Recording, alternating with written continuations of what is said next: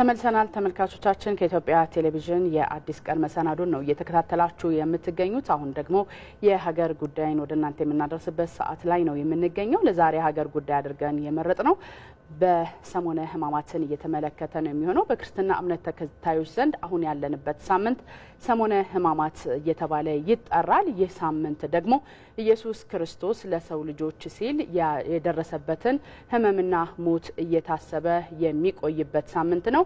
በአማኞች ዘንድም ይህ ሳምንት በልዩ ሁኔታ ይከበራል። እንግዲህ ሳምንቱ በጣም ልዩ ትኩረት የሚሰጠው ነው። የተለያዩ ሃይማኖታዊ ስነ ስርዓቶች የሚካሄዱበት ነው። በዚህ ልዩ በሆነ ሳምንት ካህናትና ምእመናት በሌሊት በማለዳ በቀትርና በሰርክ ወደ ቤተክርስቲያን ያቀናሉ። ወደዚያ ማቅናት ብቻ ሳይሆን ደግሞ ቅዱሳን መጻሕፍትን እያነበቡ ይጸልያሉ፣ አብዝተውም ስግደትን ያከናውናሉ። እነዚህ እንግዲህ ጥቂት ያነሳናቸው ሃይማኖታዊ ተግባራት ናቸው እንጂ በጣም ብዙ ናቸው። ልዩ ሆኖ ደግሞ የሚያልፍ ነው ይህ ሳምንት። በዚህ ሳምንት እንግዲህ በቤተክርስቲያን የሚደረገው ሃይማኖታዊ ስነ ስርዓት እንዳለ ሆኖ የኖሩ የቆዩ የምንላቸው ኢትዮጵያዊ የሆኑ እሴቶች አሉ። በተለይ ደግሞ በበዓላት ወቅት የሚከወኑ የመረዳዳትና የመተሳሰብ እሴቶች አሉን። እነዚህ የመረዳዳትና የመተሳሰብ እሴቶች ደግሞ በተለይ በዚህ በሰሞነ ሕማማት የበለጠ ጎልተው ይወጣሉ። ምክንያቱም ደግሞ ኢየሱስ ክርስቶስ ለሰው ልጆች ፍቅር ሲል ራሱን እስከ ሞት አሳልፎ የሰጠበት ከመሆኑ ጋር ተያይዞ ምእመኑ ደግሞ ይህንን ፍቅር የሰው ልጆችን በመርዳት የሰው ልጆችን በመውደድ አንዱ ላንዱ መኖርን በማሳየት ማሳለፍ እንዳለበት የሃይማኖቱ አስተምሮ ያዛል። ከዚህ ጋር ተያይዞ እንግዲህ በዛሬ በልዩነት የምናነሳው የመረዳዳትና የመከባበር በዓላችን ምን ያህል መሆን አለበት በበዓላት ወቅት እንዲሁም ደግሞ ከበዓላት በኋላ የሚለውን በስፋት የምናነሳበት ነው። በእንዲህ ባለው ጊዜ ሰዎች እርስ በርስ ለመተያየት እርስ በርስ ለመደራዳት የበለጠ እድል ያገኛሉ። ምክንያቱም ጉልበት የሚሆናቸው መንፈሳዊ አስተምሮ ስለሆነ ማለት ነው። ስለዚህ ይህንን መነሻ አድርገው እስከዛሬም ድረስ የቀጠልንባቸው ኢትዮጵያዊ የሆኑ በጣም ውብ ብለን የምናነሳቸው ለመኗኗራችንም ደግሞ ምክንያት የሆኑ የተለያዩ ሴቶች አሉ። እነዚህ ሴቶች መጠንከር አለባቸው ብሎ በማመኑም ጭምር ነው እንግዲህ ኢቢሲ ዛሬ ይሄንን ጉዳይ የሀገር ጉዳይ አድርጎ በስፋት ሊመለከተው የወደደው። ከዚህ ጋር የተገናኙ የተለያዩ ጥንቅሮችን ወደ እናንተ ያደረሰን ቆይታ የምናደርግ ነው የሚሆነው። እሱ ብቻ ሳይሆን ደግሞ እንግዳም ጋብዘን ጭምር ስላስተምሮቱ በእነዚህ ልዩ ቀናት እንግዲህ ነገ ደግሞ ጸሎተ ሐሙስ ነው።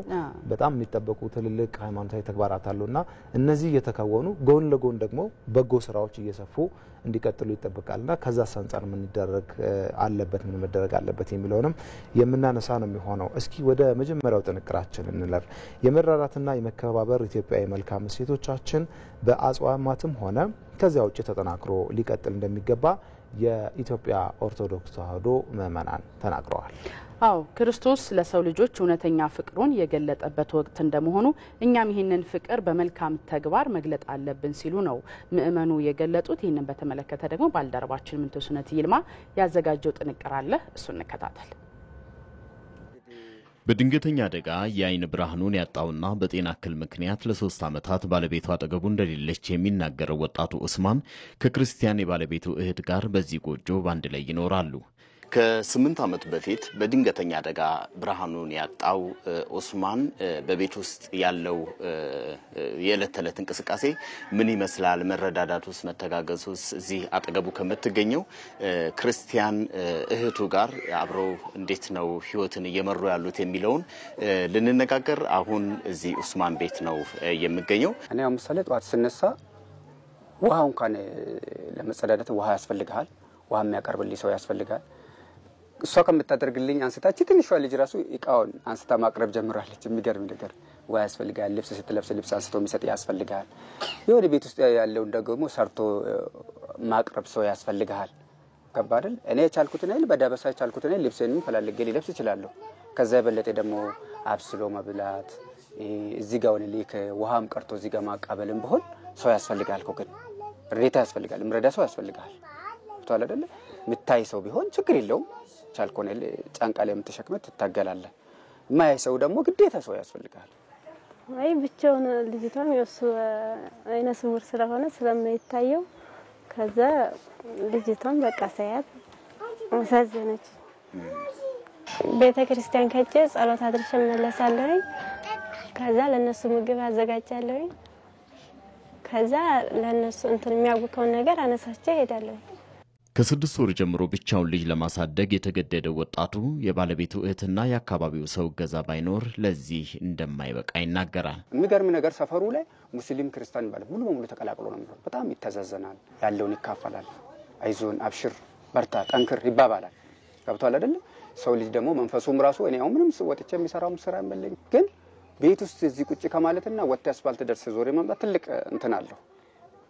ገብቷል አይደል? ብቻውን ነው ከልጅቷ ጋር ከዛ ልርዳውና እንደማገዝ በቃ ተነሱ ጋር ብራው ነው። ምንድነው እሱን ለመርዳት ያነሳሳሽ ነገር? አይ በቃ ብቻውን ያው ስለማይታየው እሱን ለመርዳት ወሰንኩ ከጎኑ ለማለት። ይሰጥሽ ደስታ? ያው እሱን በማገዜ በጣም ደስ ይለኛል። ታግዚአብሔርም አገኛለሁ። ስንተጋገዝ ስንረዳዳ ለቅሶም ደስታውን ሁሉም አብሮ ሲካፈልና ስተጋገዝ ነው እዚህ ደረጃ ያደረስነው። አሁንም ደግሞ ይሄ ነገር እንዲቀጥል ፈልጓለሁ። በተለያየ ነገር ይሄ መከፋፈል ነገር ይቅርብን። በቃ እንደነበረ ጥንት አባቶቻችን እናቶቻችን አያቶቻችን እዚህ ያደረሱትን ነገር እኛ ወጣቶች በአሁን ሰዓት ያለንን ደግሞ ማስቀጠልና ማዝለቅ አለብን። ምን ጎደለብሽ፣ ምን አመመ፣ ምን ሆነ ጠፋ፣ ይሄ መጠየቃችን እንዲዘልቅ ፈልጓለሁ። በመንገድም በቤትም በጉርብትና በሰፈርም በአካባቢም እንደ አገርም ዘላቂ ሆኖ እንዲቀጥል ይፈልጋሉ ለወደፊት። ይሄ የመረዳዳትና የመተጋገዝ ኢትዮጵያዊ ሴታችን በአጽዋማት ወቅትም ሆነ ከዛ ውጭ ባሉት ጊዜያት ተጠናክረው መቀጠል እንዳለባቸው ያነጋገርናቸው ምእመናን ነግረውናል። እኔ እንደማየው ከሆነ ሙስሊሙም ሆነ ክርስቲያኑም በጣም በጥሩ ሁኔታ ነው ያለው እየተረዳዳ። አሁን ለምሳሌ በጾሙ ያለው ሁሉም ለነዳያን ይሰጣል፣ ያበላል። በተክርስቲያን ለቆረቡ ዚንተላሉ ሁሉ ይሰጣል። ግን አሁንም ደግሞ ወደፊት መቀጠል አለበት። አሁን እኛ ምንድነው እግዚአብሔርም እኮ ስንረዳዳ ነው የሚወደው። ያው ጊዜውም ክርስቶስ እውነተኛ ፍቅሩን ያሳየበት ጊዜ ነውና እኛ ደግሞ የሱ ተከታዮች የሱ ደቀ መዝሙሮች እንደመሆናችን ይሄን ጊዜ ህፃናትን በመገብ የወደቁትን በማንሳት የተራቡትን በማብላት የተጠሙትን በመጠጣት የታረዙትን በማልበስ ያው መጨረሻ ላይ ምን ጠየቁ ጥያቄ ይሄ ነውና ምን አርጋችኋል ምን ባል ይሄን ነውና ይሄ የጾም ጊዜ ካለፈ በኋላም ይሄን ተግባር በመፈጸም እስከ መጨረሻው ድረስ ታምነን መኖር አለብን ብዬ አምናለሁ። በመሆኑም ይህ የመረዳዳትና የመደጋገፍ መልካም ተግባር ያለምንም ልዩነት የኛን እገዛ ለሚፈልጉ ሁሉ በልግስና በማድረግ የፈጣሪን ቃል መጠበቅ ይገባል ሲሉ ነው ምእመናኑ የተናገሩት። እንዲህ ባለው ጊዜ ይሄን የመሰለ መረዳዳት በጣም መጎልበት አለበት። ሃይማኖቱ የሚያስተምረው እሱን ስለሆነ ይሄ ጊዜ ደግሞ በልዩነት በጾም የሚያሳልፍ ሰው የሌሎች ችግር ይገባዋል። በሌሎች ጫማ ሆኖ ሌሎች ያለፉበት ያለው መከራ ጭምር የመረዳት አቅም ስላለው ለማድረግም ብዙ አይፈተንምና ደስታን ይሰጣል አይደል? አንዱ ላንዱ ሲኖር አንዱን ማገዝ ይችላል። አሁን ቀደም ሲል ያየነው መሰናዶ እንደሚገልጸው አንዱ ላንዱ ምን ያህል መተጋገዝ መረዳዳት እንዳለበት የሚገልጽ ነውና ሃይማኖታዊ አስተምሮንም ከመተግበር አኳያ እንዲሁም ደግሞ ደስታንም ከማግኘት አኳያ የሚያስገኘው ጠቀሜታ ልዩ ከመሆኑ ጋር ተያይዞ ያው መቀጠል አለበት ነው የምንለው። መቀጠል አለበት። እንቀጥላለን ተመልካቾቻችን፣ እዚሁ ጉዳይ ላይ ነው የምንቆየው። ቀጥሎ ደግሞ እስኪ ስለ ሃይማኖታዊ አስተምሮ ጥቂት እናንሳ። የኢትዮጵያ ኦርቶዶክስ ተዋሕዶ ቤተክርስቲያን ሃይማኖት አባቶች ፈተና ሲበረታ መከራ ሲበዛ ከፊት ትንሳኤ መኖሩን ሰሞነ ሕማማት ያስተምራል ሲሉ ነው እንግዲህ በተደጋጋሚ የሚያነሱት። ትንሳኤን ለማየት በፈተና መጽናት እንደሚገባም ነው የሃይማኖት አባቶቹ የሚያስተምሩት። ይህንን ጉዳይ በተመለከተ ባልደረባችን ዋለልይ ታምር ያዘጋጀው ጥንቅር አለ፣ እንከታተል። በቤተ ክርስቲያን ሰሞነ ሕማማትን ህዝበ ክርስቲያኑ በጾም በጸሎት በስግደት ያሳልፋል።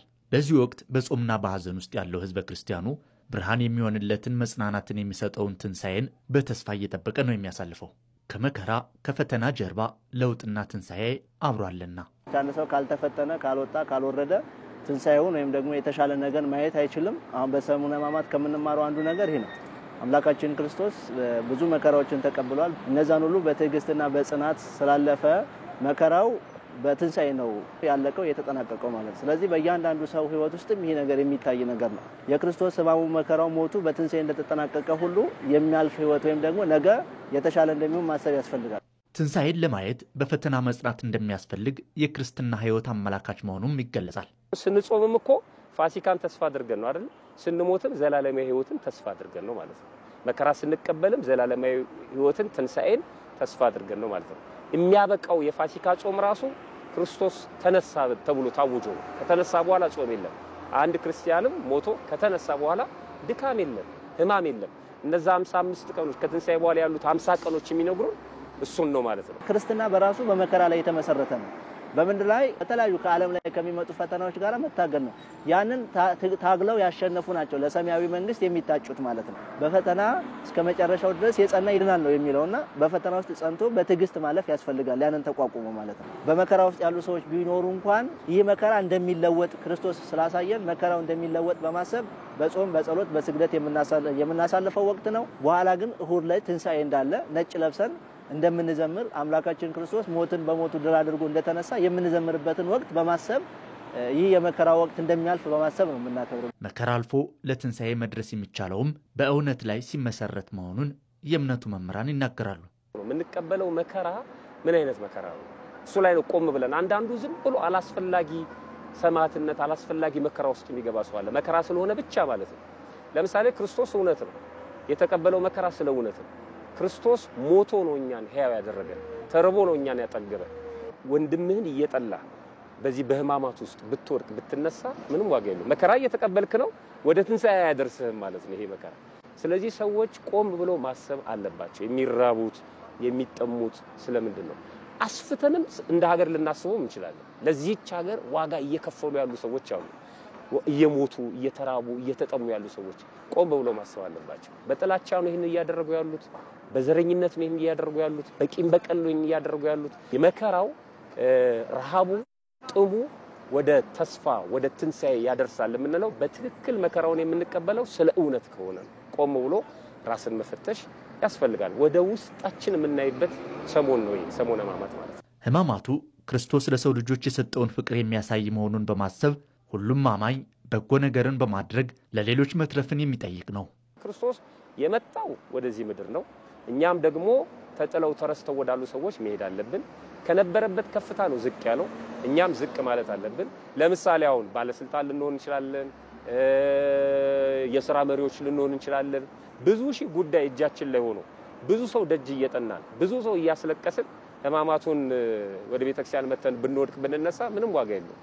ዝቅ ብሎ ለሌላው መትረፍ፣ ራስ ሞቶ ለሌላው መስዋዕት መሆን፣ መስዋዕትነት የምንከፍልበት የምንራብበት የምንጠማበት ስለ ራሳችን አይደለም ስለ ሌላው ማለት ነው። ልክ ክርስቶስን ከሆነ የምናስበው ማዕከላችን እሱ ከሆነ ይሄን የምናደርግበት ነው። በመከራ ውስጥ ያሉም ከፊታቸው ትንሳኤ መኖሩን በማሰብ መጽናት እንዳለባቸው ነው የሃይማኖት አባቶች የሚያስተምሩት። አዲስ ቀን ላይ ናችሁ ተመልካቾቻችን፣ አብራችሁን ስላላችሁ እናመሰግናለን። እንቀጥላለን። በቀጥታ ስርጭት በያላችሁበት እየደረስን ነው። አሁንም አብራችሁን ቆዩ። ቀደም ሲል ያነሳነው ርዕሰ ጉዳይ አሁንም አብረን የምንቆይበት ነው የሚሆነው። ስለ ሰሞነ ሕማማትና በዚህ ሰሞን ስለሚፈጸሙ ደግሞ መልካም ተግባራት በስፋት እያነሳ እንገኛለን። በዚህ ጉዳይ ላይ ተጨማሪ ማብራሪያ ሊሰጡን በኢትዮጵያ ኦርቶዶክስ ተዋሕዶ ቤተክርስቲያን የስብከተ ወንጌልና ሐዋርያዊ ተልእኮ መምሪያ ኃላፊ መላከ ሰላም ቆሞስ ዶክተር አባ ቃለ ጽድቅ ሙሉጌታ እዚህ ስቱዲዮ ይገኛሉ። ከሳቸው ጋር መጠነኛ ቆይታ እናደርጋለን። ጤና ይስጥልን። እንዴት አደሩ? አስተላልፈ እግዚአብሔር ይመስገን። መልካም። እንግዲህ ቀደም ሲልም በዜና ዘገባዎቻችን እንዳየነው የቆዩ መልካም የሆኑ የመረዳዳትና የመተጋገዝ ኢትዮጵያዊ እሴቶች አሉንና እነዚህ እሴቶች ከምን የመነጩ ናቸው? መልካም። እንግዲህ እንደ ክርስትና አስተምሮ መልካም እሴቶች ሁሉ የሚመነጩት ከሃይማኖታዊ አስተምሮ ነው እንደምናስተምረውና በግልጽም የክርስትና አስተምሮ እንደሚያሳየው ክርስትና መልካምነትን በጎነትን የሚያስተምር ነው። ይህም የሆነበት ምክንያት የክርስትና መስራቹ ወይንም ምንጩ ጌታችን መድኃኒታችን ኢየሱስ ክርስቶስ ሲሆን ወደ ምድር የመጣበትና እኛን ለማዳን እኛን የሆነበት ትልቁ ምስጢር መልካምነትን በጎነትን ለማስተማርና የደከመውን የሰው ልጅ ለማበረታት የወደቀውን ለማንሳት አቅም አጥቶ መቆም ያልቻለውን ጽድቅን በመስጠት አቅም ሊሆነው በመምጣት ያስተማረው አስተምሮ ነው። ዓላማዎቹ ሁለት ናቸው። አንደኛ ሞቶ ለማዳን ነው። ሁለተኛው ደግሞ አስተምሮ ወደ ትክክለኛነት ለመመለስ ነው። መልካም እሴቶች የምንላቸው በጎነት መልካምነትን እዚህ ውስጥ ብናየውና ምንጩ የክርስትና ሃይማኖት ነው።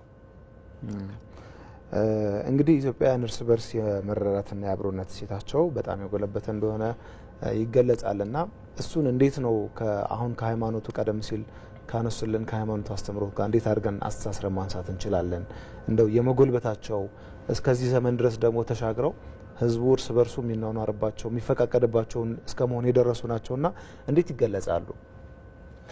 መልካም እንግዲህ እንደ ኢትዮጵያ ትንሽ ከሌላው ዓለም ለየት የሚል የቆየ ከባህልም ከሃይማኖትም ከማህበራዊ ፋይዳዎችም የተያዘ መሬት የያዘ የሰረጸ ነገር እንዳለ ይታያል። አሻራው የሚታይ ነው። ይህም የሆነበት ምክንያት አሁንም ቅድም ወደ አነሳሁት ሃይማኖታዊ አስተምሮና ስርዓቶች ስንመጣ ኢትዮጵያ በመጀመሪያም በኦሪት አምልኮ ከዛም በአዲስ ኪዳን በክርስትናና ከዛም በእስልምና አብዛኛው 90% በላይ ማለት ይቻላል የሃይማኖት ሀገር ናት። የሃይማኖቱ ደግሞ የሰጠው ያሰረጸው ነገር ምንድነው?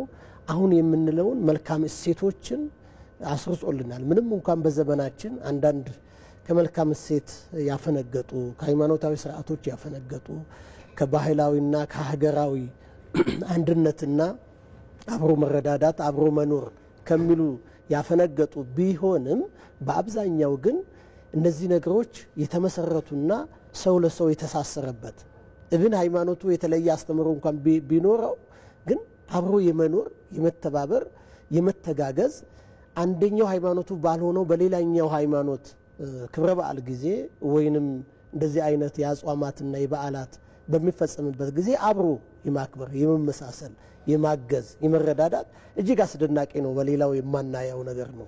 ሌላው የሰለጠነ ዓለም ልንል እንችላለን። ያ ስለ ስልጣኔ ሳይሆን ወይንም ደግሞ ይሄን እንዲያደርግ የተለየ ክንዋኔ ተደርጎ ሳይሆን የቆየው ከሃይማኖታዊ እሴቱ የቀዳው ነው ብለን ነው የምናምነው። ለምሳሌ በአሁኑ ሰዓት ሰሙነ ሕማማት ላይ እንገኛለን። እንደ ክርስትና ሃይማኖት 40ውን ጾም ጾመን ጌታችን መድኃኒታችን ኢየሱስ ክርስቶስ የጾመው ታላቁ ጾም ነው። አብይ ጾም ይባላል። እሱም የጾመው ቅድም እንዳልኩ ለማስተማር ለማሳየት ነው። የጾም የሚገባው አይደለም።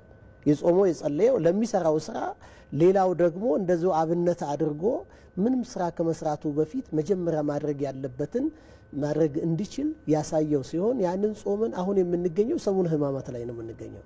ሰሙነ ሕማማት ማለት ደግሞ የመጨረሻው ሳምንት ሰሙነ ሕማማት የመታመም የመሰቃየት የትንግልት ጊዜ ሳምንት ነው። በሌላው አባባል የመጨረሻው ሳምንትም ይባላል። አስተምሮውን ፈጽሞ የመጨረሻ ወደ መስቀል ያደረገው ጉዞ የመጨረሻው ትምህርትና የመጨረሻውን የቤዛነት ስራውን የሰራበት ስለሆነ የመጨረሻው ሳምንት ይባላል። ቅዱሱ ሳምንትም ይባላል። ቅዱስ እግዚአብሔር ልጅ ኢየሱስ ክርስቶስ በኃጢአት የረከሰውን ዓለም የቀደሰበት ላመኑት ሁሉ ቅድስና የሰጠበት ስለሆነ ቅዱስ ሳምንት ይባላልና በዚህ ሳምንት እያንዳንዱ ቀን የራሱ የሆነ አስተምሮ አለው። በዚህ አስተምሮ ውስጥ የምናገኘው ቅድም ያነሳቸውን ጥያቄዎችን ነው የምናገኛቸው። እዚህ ውስጥ የሰው ልጅ ትልቅ ውለታን ካደረገለት ሊያግዘው እሱን ሆኖ በስጋ ከተገለጠው ከክርስቶስ በመማር እሱ ደግሞ ለሌላው ምን ማድረግ እንዳለበት የሚገልጽ አስተምሮ ነው የሚማረው። በዓለም ያው እንደምናየው ሁለት ነገሮች አሉ።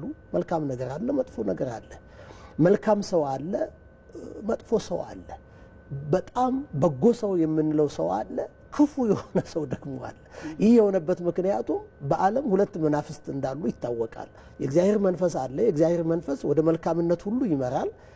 የክፉ መንፈስ ደግሞ የሰይጣን መንፈስ አለ፣ ወደ ክፉ ነገር ሁሉ ይመራል። በእነዚህ አስተሳሰቦች ውስጥ ነው ዓለም የምትኖረውና አሁን የዛሬውን ቀን ዕለተ ረቡዕ ሰሙነ ሕማማትን ብናይ ሁለት ሰዎች እናገኛለን። አንዱ ይሁዳ ነው፣ ሌላኛዋ ደግሞ ባለሽቷ ማርያምን እናገኛለን። እነዚህ ሰዎች በዚች ዕለት ከተከናወኑት ክንውኖች መካከል ናቸው። ማርያም ምንድነው ያደረገችው? ማርያም በኃጢአት የምትኖር በህብረተሰቡ የተናቀች የተገፋች የተገለለች ሴት ስትሆን ነገር ግን ያላትን ገንዘብ አሰባስባ ሽቷን ገዝታ በጌታ ፊት ተንበርክካ ከእንባዋ ጋር እግሩን እያራሰች እያጠበች አልቅሳ ከኃጢአቷ የተፈታችበትና ጌታዋን አግኝታ የተመለሰችበት ነው ዛሬ። በሌላኛው በኩል ደግሞ ስናየው ይሁዳ በትንሽ ገንዘብ በ30 ብር ጌታውን የመረጠውን ለዛ ክብር ያበቃውን ጌታውን አባቱን ደግሞ የሸጠበት ነው።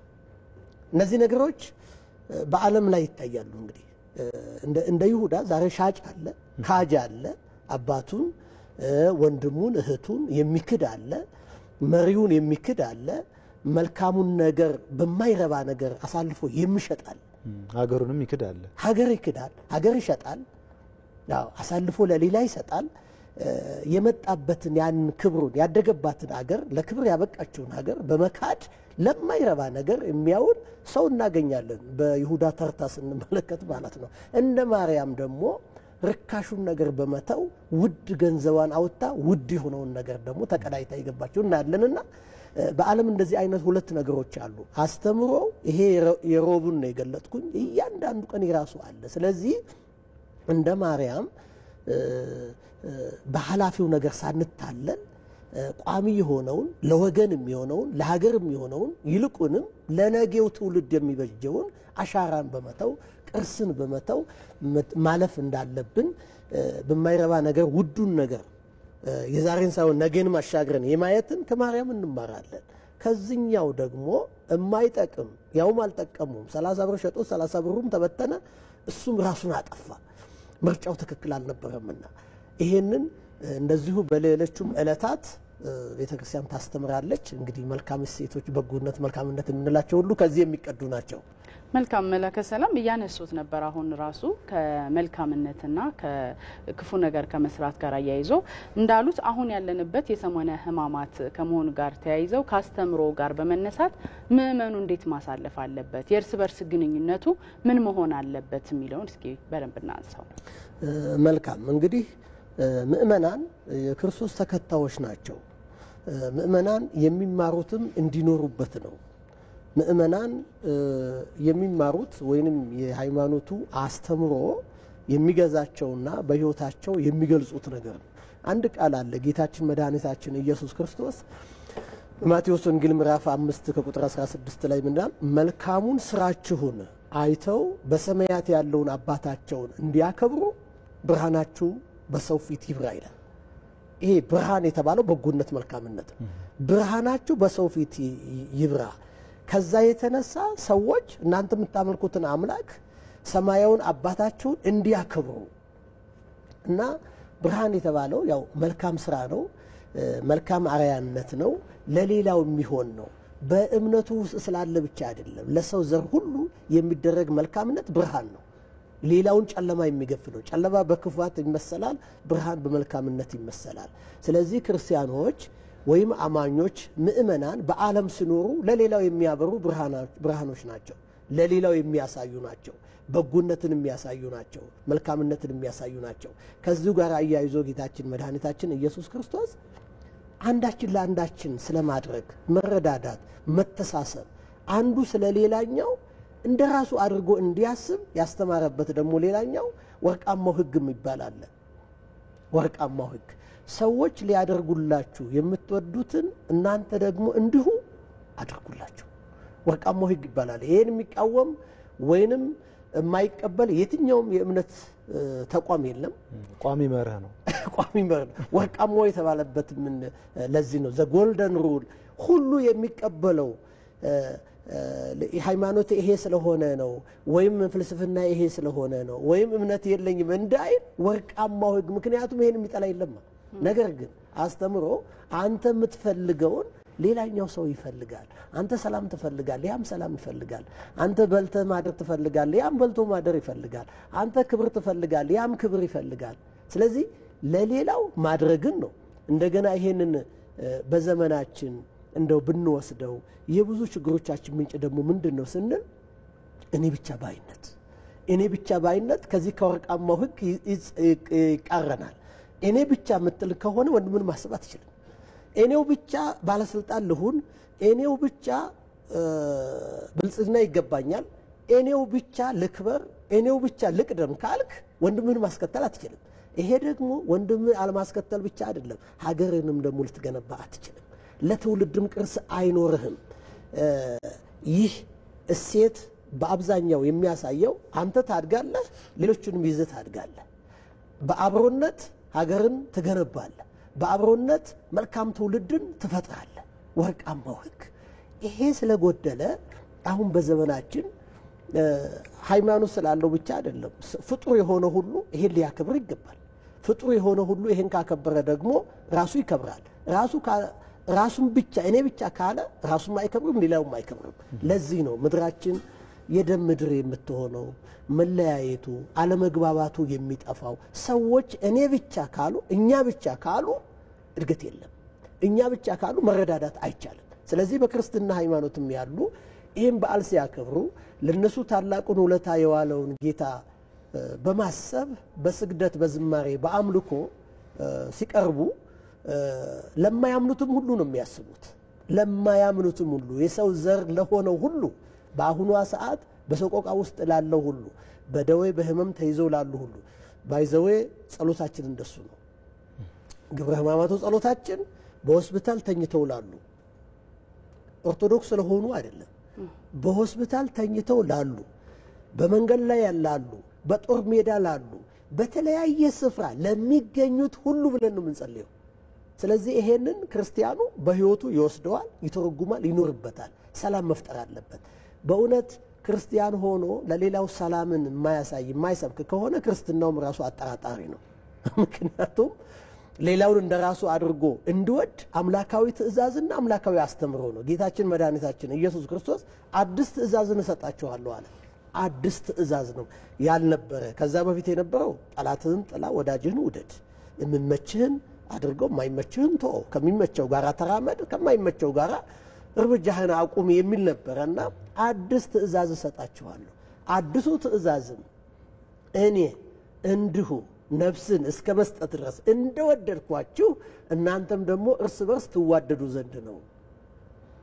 ይሄ ዘላለማዊ ፍቅር፣ ገደብ የሌለው ፍቅር፣ ጥግ የሆነ ፍቅር ይባላል። ይሄንን በነገው ጸሎተ ሐሙስ በሚባለው ላይ ያስተማረው ትልቁ ትምህርት አዲሷ ትእዛዝ ትባላለች። እና እኛ እንግዲህ ክርስቲያኖች ይሄን ከተማርን ሌላውን ማንወድበት ምክንያት የለም፣ ሌላውን ማንቀበልበት ምክንያት የለም፣ አካፍለን ማንሰጥበት ምክንያት የለም። ይታወቃል። ክርስቲያኖች ለምንድን ነው ብዙ ጊዜ ገዳዮች አይደሉም፣ ሟቾች ነው የሚሆኑት? ለምን? አምላካቸው ክርስቶስ ገዳይ አይደለም። ስለ መግደል አያስተምርም፣ ስለ ጥላቻ አያስተምርም። ክርስቲያኖች ምናልባት በግለሰቦች ደረጃ ባለመረዳት ባለማወቅ ካልሆነ በስተቀር ሌላውን መጥላት አይችሉም። ምክንያቱም ሃይማኖታቸው የተከተሉት ክርስቶስ ፍቅር ነው፣ ጥላቻ የለውም። ለጠሉትና ለሰቀሉት ለወጉት እንኳን በፍቅር የጸለየላቸው አባ እስራኤሎሙ ማያውቁትን ያደርጋሉና እባክህን ይቅር በላቸው ብሎ የማለደላቸው ጌታ ነው። ስለዚህ ክርስቲያኖች መጥላት አይችሉም፣ መግደል አይችሉም፣ ይሞታሉ። በአሸናፊነት ውስጥ አሸናፊዎች ይሆናሉ። በመስቀሉ ስራ በመስቀሉ መከራ ክርስቶስ እንደ ተሸናፊነት ተሰቀለ፣ ተቸነከረ። ነገር ግን ጠላትን ድል ነሳ፣ በሞት ህይወትን ተካ፣ ወገኖቹን ትንሣኤ ሰጥቶ አዳነ ማለት ነው። ስለዚህ በዚህ በሰሞነ ሕማማት አስተምሮውን በዚህ በሰሞነ ሕማማት ብቻም ሳይሆን በህይወታቸው ሙሉ አስተምሮውን መተግበር መቻል አለባቸው። ትክክል ትክክል። የሚቆም አይደለም፣ የሚቀጥል ነው። ማስቀጠልም አለብን። አመት ጠብቀን በሰሞነ ሕማማት መልካምነትን የምናስተምር ከዛ በኋላ ደግሞ ያን ካባ አውልቀን በሌላ የምንታይ መሆንማ የለብን። መልካም። ዛሬ ቀኑ ሮብ ነው፣ ነገ ጸሎተ ሐሙስ ነው። የዛሬውን ቀን የተለየ ትርጉም ቀደም ብሎ የተወሰነ አንስተውልናልና ከዚያ ተነስተን በዚህ በሰሞነ ሕማማት ደግሞ ዛሬ ስለ ቀኑ እናንሳና በዚህ ቀን ምእመናን በተለይ ከመልካም ስራ አንጻር መነሻችንን መልካም ስራ መስራት መጎልበት አለበት የሚል ስለሆነ ከዛ አንጻር ምንድነው ከምእመናን የሚጠበቀውን የሚለውን እናንሳ። አያይዘው መላከ ሰላም ያው ከአብሮነት ጋር ከመረዳዳት ጋር በእርግጥ ሰፋ አድርገው አንስተውልናል። ከትውልድ ትውልድ እንዲሻገር ምን መደረግ አለበት የሚለውንም አያይዘው ያነሱልና እንጨርሳለን። መልካም። እንግዲህ ከምእመናን አጠቃላይ ከአማኞች ይህን ስንል ቤተክርስቲያን ሁለት ወገኖችን ያቀፈች ናት። ማህበረ ካህናት፣ ማህበረ ምእመናን፣ ውሉደ ክህነት፣ ውሉደ ጥምቀት። በእምነት ደረጃ ሁላችን አማኞች ነን። ሁሉንም የሚያካትተው ይሄ ሁሉንም ካህናቱም ምእመናኑም ምን ይጠበቅባቸዋል፣ ምን ማድረግ አለባቸው ካል ቀደም ብዬ እንዳነሳሁኝ መልካምነትን በዚህ ዕለት እንደ ማርያም ሸክምን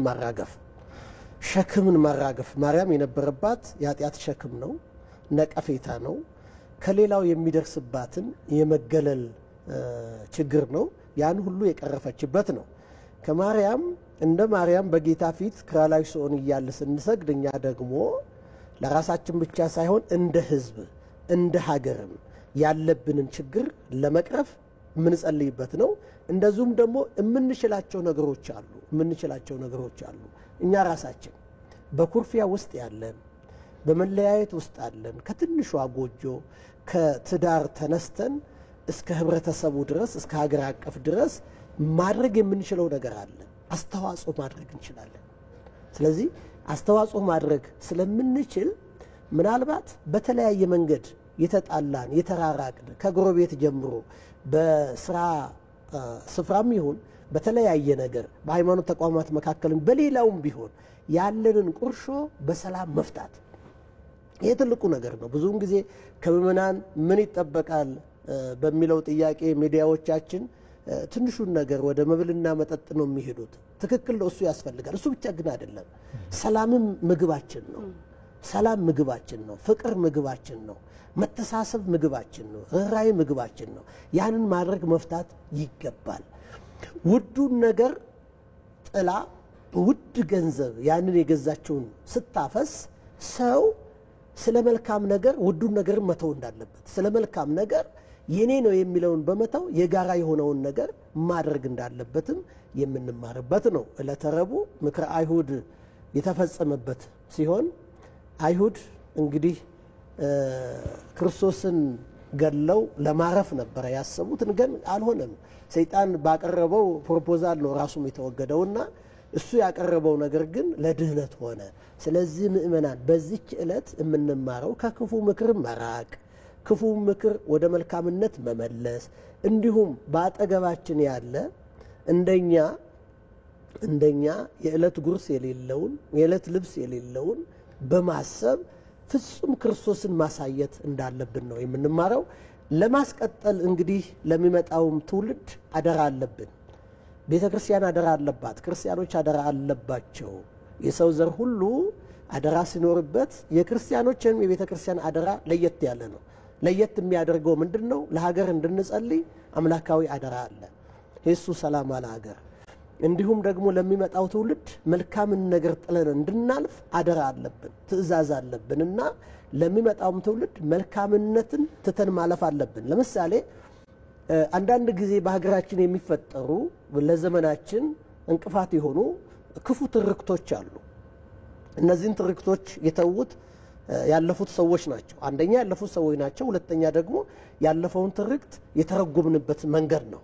ስለዚህ የኛ ሚና መልካም ነገር ትተን ማለፍ ቀላል ነገር አይሆንም። ለሚመጣው ትውልድ እንደ ሃይማኖት ብቻ ሳይሆን እንደ ሀገርም እንደ ሰው ልጅም አይምሮ ስናስብ መልካም ነገር ትተን ማለፍ አለብን። ብዙ መጥፎ የሆኑ የመለያየት፣ የመነቃቀፍ፣ የጦርነት ትርክቶች አሉ። እነዚህ መቀጠል የለባቸውም። የሚመጣው ትውልድ የሰላም አየር መተንፈስ አለበት።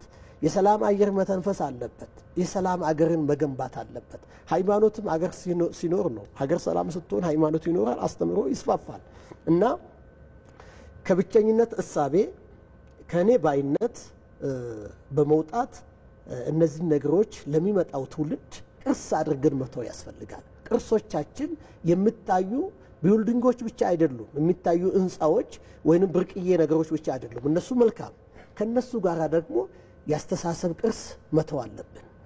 ያመለካከት ቅርስ መተው አለብን። በጎ የሆነው ማለት ነው።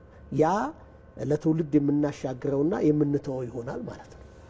መልካም። በኢትዮጵያ ኦርቶዶክስ ተዋሕዶ ቤተክርስቲያን የስብከተ ወንጌልና ሐዋርያዊ ተልእኮ መምሪያ ኃላፊ መላከ ሰላም ቆሞስ ዶክተር አባ ቃለ ጽድቅ ሙሉጌታ በማለዳ መጥተው ለሰጡን ማብራሪያ እጅግ አድርገን እናመሰግናለን። መልካም በዓል ይሁንልዎት። አሜን። እኔም እጅግ አድርጌ አመሰግናለሁ። በዓሉ ለሁላችንም የበረከት የረድኤት በዓል እንዲሆንልን እመኛለሁ። እግዚአብሔር ይስጥልኝ። አሜን። አመሰግናለሁ።